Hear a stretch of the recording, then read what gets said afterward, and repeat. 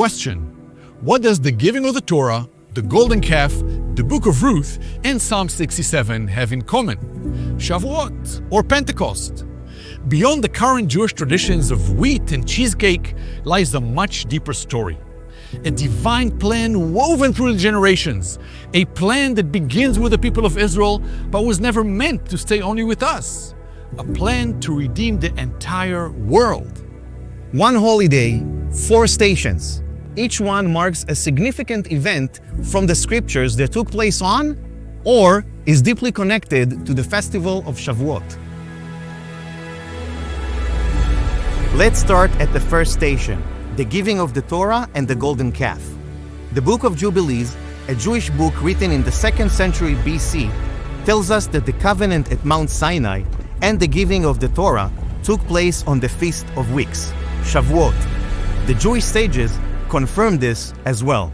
According to Jubilees, God gave the Torah to Moses through the angel of his presence, the very angel that rabbinic literature identifies as Yeshua, the minister of the presence, the angel of his face.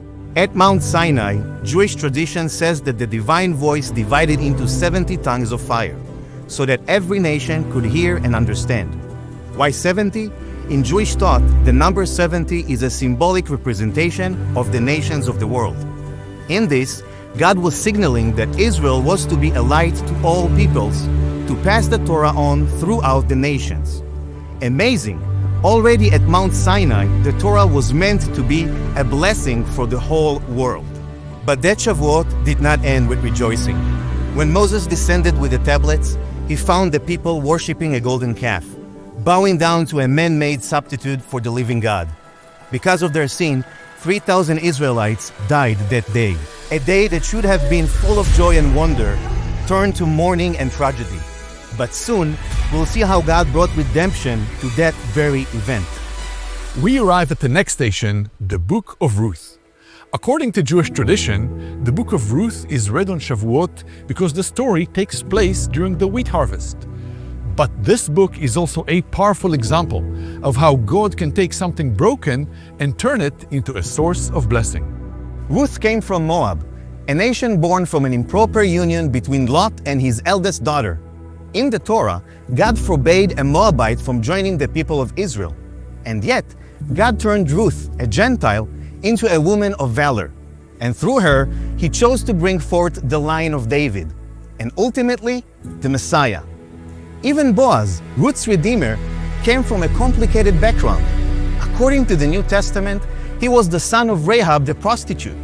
And yet, through these very circumstances, God chose to bring redemption not only to Ruth, but to the entire world. The book of Ruth shows us something remarkable. Where the Torah creates a barrier, it also provides a bridge. According to the Torah, a Moabite like Ruth had no right to join Israel, not even to the 10th generation. But the same Torah commanded that as the widow of an Israelite, a redeemer be found for her, giving her the right to come into the assembly of Israel as an equal member. And so the book ends with hope, the genealogy of King David, with the glimpse of a greater redemption to come. And this brings us to Station 3, the reading of Psalm 67. Psalm 67 is traditionally read on Shavuot because verses 2 to 8 contain 49 words matching the number of days we count the Omer from Pesach to Shavuot. This opens by alluding to a familiar prayer. May God be gracious to us and bless us and make His face to shine upon us, Selah. This clearly echoes the priestly blessing from Numbers 6:24-26. But notice how the psalm ends.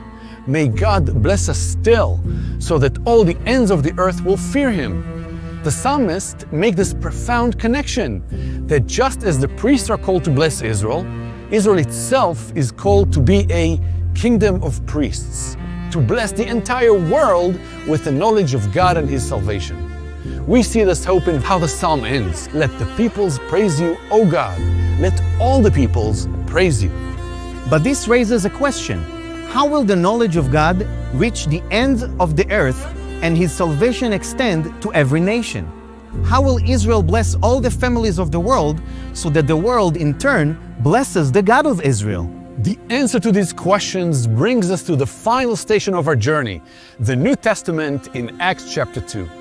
Here we read about a pivotal and earth-altering day of Shavuot. The disciples of Yeshua were in Jerusalem when suddenly a sound like a mighty rushing wind came from heaven. Tongues like flames of fire appeared, divided and rested on each of them. They were all filled with the Holy Spirit and began to speak in other tongues, other languages, as the Spirit gave them utterance. According to Professor Moshe Weinfeld, this scene echoes the events at Mount Sinai. The tongues of fire resting on the disciples recall the 70 languages of divine speech described in rabbinic literatures. Flames dividing and resting on the elders in the wilderness. Just as those elders received spiritual authority to lead the people of Israel, here the apostles received the Spirit with the authority to bring the message of the Messiah beyond Israel's borders to all nations. In this moment, we also have the redemption of Shavuot. Remember the 3,000 who died at Mount Sinai because of the sin of the golden calf? The same number, 3,000 people, repented when they heard and believed in the risen Messiah. They were born again on the morning of Shavuot. 3,000 people at Sinai died because of sin. Now, 3,000 people received new life through God's forgiveness in the Messiah. Through the atoning sacrifice of Yeshua, son of David and descendant of Ruth, through his shed blood, a day of judgment became a day of salvation. The holiday in which the Torah was given on tablets of stone became a holiday where the Torah is written on the heart, not only in the heart of Israel, but in the heart of everyone who believes.